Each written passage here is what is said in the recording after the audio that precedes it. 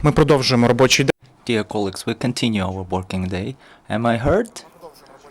We are continuing our working day. I give the floor to the first Principal Deputy Chief Monitor of the OSCE SMM. Please, Mr. Hook.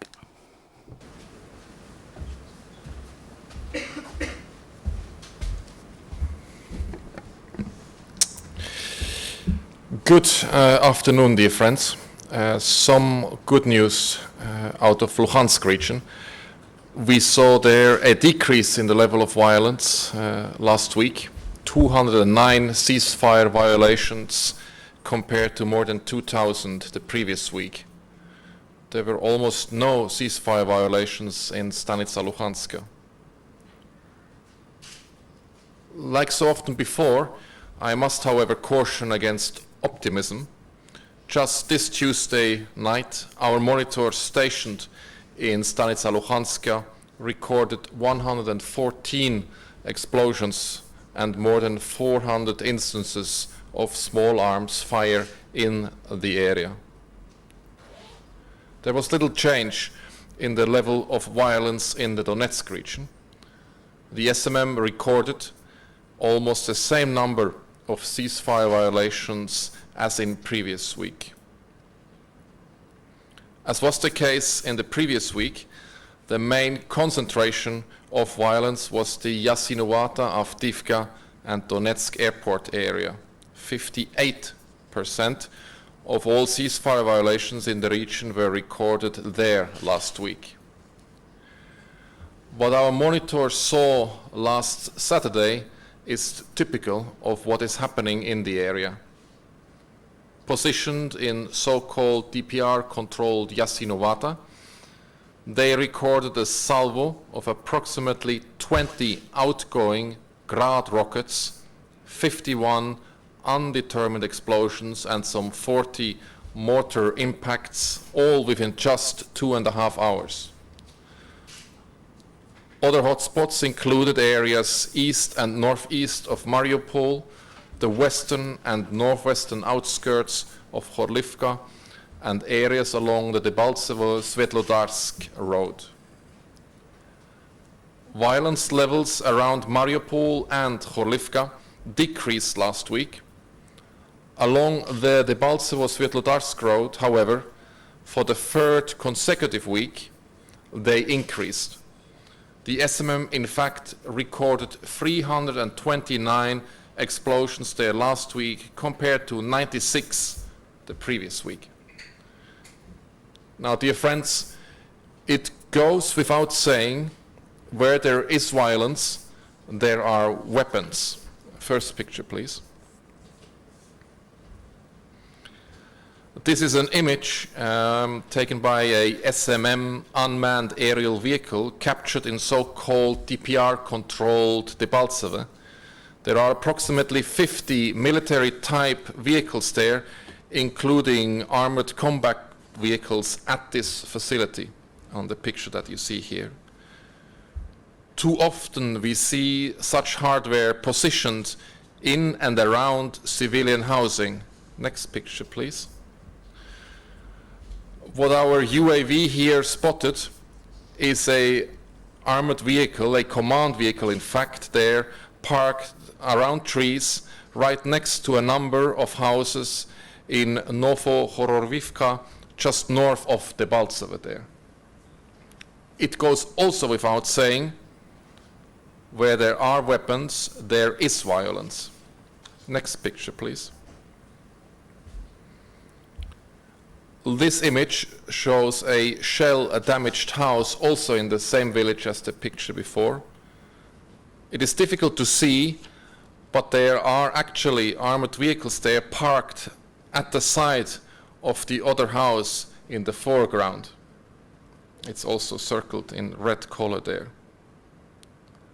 Let there be no doubt, culpability for this attack in this village lies with those who fired the weapon, who have caused the damage. But the people who placed military hardware in the middle of that village bear responsibility too. They turned an otherwise peaceful residential area, like this one, into a target. The people are suffering from this violence, and we have seen many of them this week are understandably angry. We saw their anger in so-called LPR-controlled Kadivka, formerly Stakhanov, on Monday. We understand it. Residential areas in the city the previous night had been shelled, 3 people were injured, 2 of them are still in a critical condition. I would like to pose a number of questions here. Who is failing the people of Kadivka and other places being shelled? Who exactly is failing to stick to their obligations and signed commitments? And who is not doing their jobs? Dear friends, the monitors of the OSCE Special Monitoring Mission certainly are doing their jobs. In Kadivka, they have been tirelessly monitoring and verifying compliance with the agreed ceasefire and withdrawal of weapons. They specifically recorded the nighttime explosions that injured these 3 people, and they conducted crater analysis on that scene, trying to determine the ammunition type involved and the direction of the fire. It's all there in black and white in our daily report. Next picture, please. Our monitoring also revealed the presence of self-propelled artillery approximately 16 kilometers north within the range of Kadivka, on this picture visible here. Our monitors have been doing their jobs all across the contact line. They were in Yasinovata, for instance, on Monday. There they observed the aftermath of shelling in residential area. Next picture, please. What you see here in this picture is just one of the many shell-damaged apartment blocks they have assessed there. Through crater analysis, the monitors were able to determine that 122 millimeter artillery rounds had been fired from a west-northwesterly direction. Through follow-up, they also confirmed that a 51-year-old man had died in this attack. They were also in government-controlled Avdiivka, where they saw 2 houses damaged by shelling. An old couple in their 70s told us that it was the 2nd time their home had been shelled since May this year. It could go on and on. Our monitors were all across the contact line from Donetsk's Kubievsky district to Popasna to Stanica Luhanska. Everywhere they saw destruction, everywhere they met innocent people whose homes were damaged and their families put at risk. On the other hand, there are people who actually commit violence. They have failed to withdraw weapons. They have not stopped using them. They continue to position them in residential areas. Obviously, given what I have outlined, we are conscious that the work in a volatile and often dangerous environment is where we operate. We accept that, and we take appropriate mitigation measures. We will not, however, accept the sort of risks, threats, and attacks we have been exposed this week. We have had an armed man chamber a round in his rifle, release the safety catch, and point his rifle at one of our monitors in government-controlled Lobacheve, northwest of Luhansk city. Then, having just seen tracks in so-called DPR-controlled Lukove, indicating the presence of proscribed heavy weapons, our monitors also faced aggressive threatening behavior from armed DPR members, swearing and pointing weapons at them. The next day, we had another armed so-called DPR member at the weapons storage site behave in a threatening and aggressive manner, loading his weapon and ordering our monitors about. We have had unknown armed men in so-called LPR-controlled Kadivka fire bursts of automatic fire within meters of our two bases there. And in Chorlivka, we have had the so-called DPR members firing artillery just 300 meters from our forward patrol base there. We also had our unmanned aerial vehicles shot at on 4 occasions on both sides of the contact line. And we actually saw a sophisticated mobile communications jamming station north of so-called DPR-controlled Debaltseve. Next picture, please. You can identify here the hardware from the shape of the antenna marked in red on that picture here in front of you. It's a shittel, the type of that hardware, just like the one we spotted south of Donetsk city not so long ago. It's high-tech, very expensive, military-grade kit. It is used not only to intercept information, but to disable control over UAVs and force them to crash. We understand that there are always going to be armed, aggressive elements in any conflict, willing and able to threaten and intimidate unarmed civilians.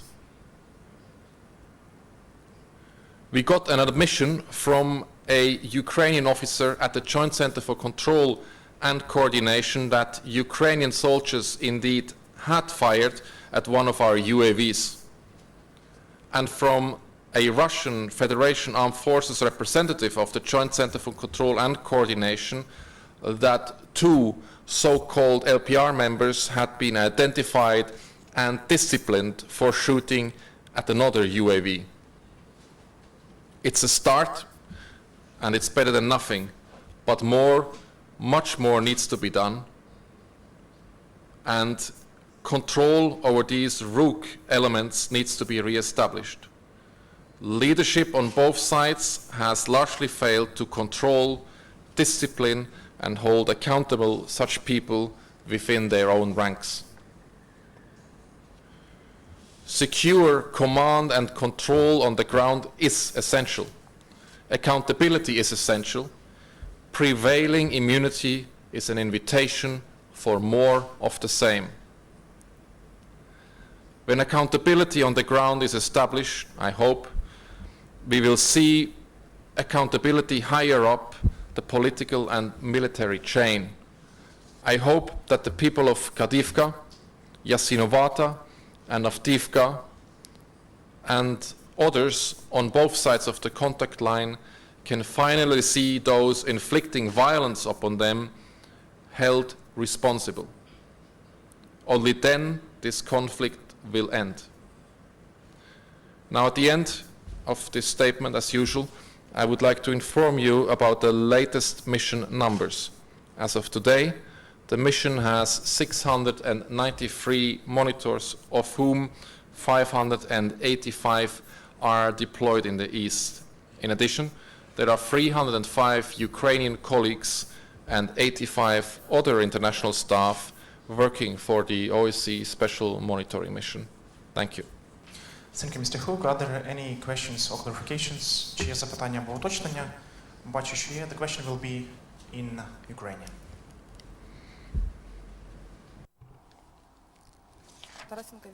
Tarasенko Violetta. I have 2 questions.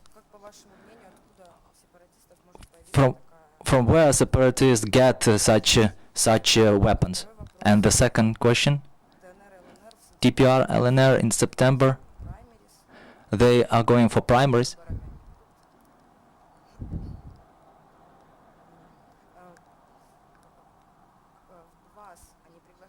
Have they invited you to take part in their local elections, primaries? Question. The OSCE Special Monitoring Mission is a observer mission and not an intelligence gathering operation. So we report what we see, as we have done here today, and we report what we hear in our daily report or in presentations such as today. And we have once again seen this sophisticated jamming equipment that we have seen previously elsewhere in areas not controlled by the government. With regard to the question on the so-called elections that have been announced by the so-called DPR and LPR, also there the same applies. The OSCE Special Monitoring Mission is an observer mission, and it will continue to implement its mandate as given to it by the 57 participating states in support of normalization of the situation, in particular in the eastern part of the country. Next question.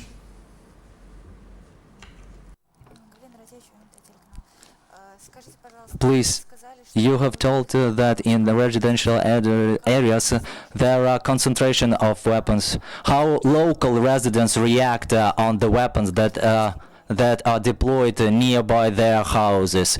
How do they react to their risks? Thank you. You ask a very important question. The civilians, they understand, and particularly by now after more than 2 years of this conflict, that when they have a howitzer or a tank next to their house, that tank becomes a target and their house can be affected and their kids and themselves can be injured or even killed. Now they call upon the SMM to assist, and when we get these reports, we follow up. We report what we see, as done today and as done every day, and we call upon the sites to withdraw their weapons. They have agreed to this already, and not to place any weapons nearby or actually within built-up areas. We are also suffering ourselves from this because we also had outgoing artillery firing again in this reporting period. As I've mentioned, we had the so-called DPR firing within 300-meter distance of our forward patrol base in Horlivka this week, meaning that this weapon was in the middle of the city there as well and can well become a target too. And that is what we call upon the sites to stop doing. We fully understand the frustration of the civilians. They have all right to be very angry, and they need to express their anger, but it is the sites that need to stop that fighting. The mission will document whether they do so or not, and they owe it, the sites owe it to the civilians, the Ukrainians on both sides of the line, to end this fighting and to stop putting them at risk. Thank you. Thank you, Mr. Hug. At this point, the press conference is finished. Looking forward to seeing you here next week. Thank you.